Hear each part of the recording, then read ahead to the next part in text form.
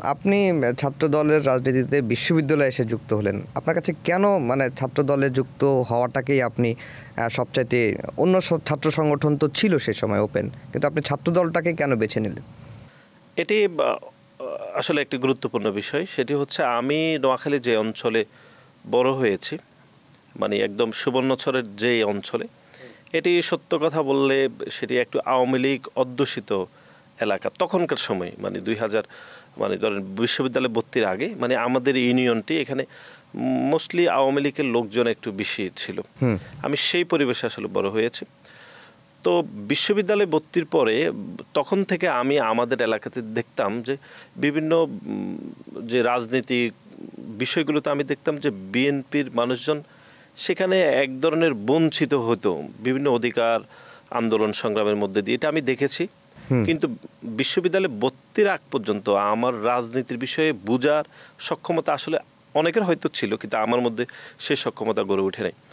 আর আমি ছাত্রদলকে বেছে নিয়েছি এই কারণেই যে আমি যখন ইন্টারমিডিয়েটে পড়তাম তখন আমি ছাত্রদলের রাজনীতিটা একটু দেখেছি, কিন্তু আমি সে করিনি কখনো নোয়াখালী সরকারি কলেজে পড়ার সময়।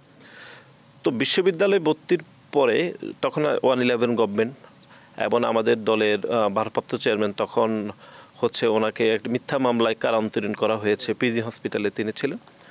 তখন যেহেতু আমাদের অঞ্চল নোয়াখালী যে অঞ্চলে আমি বলেছি সেটা আওয়ামী লীগ অধ্যুষিত কিছুটা হলেও, কিন্তু অ্যাজ এ জেলা হিসাবে বৃহত্তর নোয়াখালী এটি কিন্তু বিএনপি অধ্যুষিত একটি জেলা এবং এটি সর্বজন মানুষ জানে। এবং 2008 সালেও এত খারাপ ফলাফলের মধ্যেও সেখানে কিন্তু বিএনপি খুবই ভালো করেছে।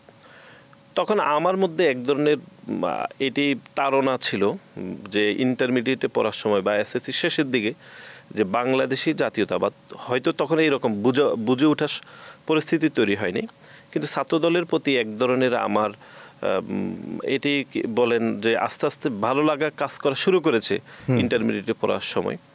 এবং বিশ্ববিদ্যালয়ে ভর্তি হওয়ার সময় যেহেতু আমি প্রথমবার বিশ্ববিদ্যালয়ে ভর্তি হতে পারিনি, খুবই কষ্ট করে দ্বিতীয়বার আমি ভর্তি হতে পেরেছি। অনেকে একবারই চান্স পেয়ে গিয়েছে আমার বন্ধুরা। তো সে যাত্রায় দ্বিতীয়বার ভর্তি হওয়ার পরে আমি ছাত্রদলকে বেছে নিয়েছি ওই যে ইন্টারমিডিয়েটের এই সময়টা আমার একটু ভালো লাগা তৈরি হয়েছিল। এবং আমি দেখেছি সেই সময়ে বাংলাদেশি জাতীয়তাবাদ অথবা যারা ছাত্রদল করছেন তারা এক ধরনের সংগ্রাম শুরু করার মধ্যে দিয়ে মনে হচ্ছে যে রাজনীতিটা শুরু করেছেন। এবং সেই সময়ে আমি বৃহত্তর নোয়াখালীর এবং আমার কিছু বন্ধু বান্ধবের পরামর্শে বা আমার একটু ভালো লাগা সব মিলিয়ে ছাত্রদলের রাজনীতিতে আমি প্রবেশ করেছি।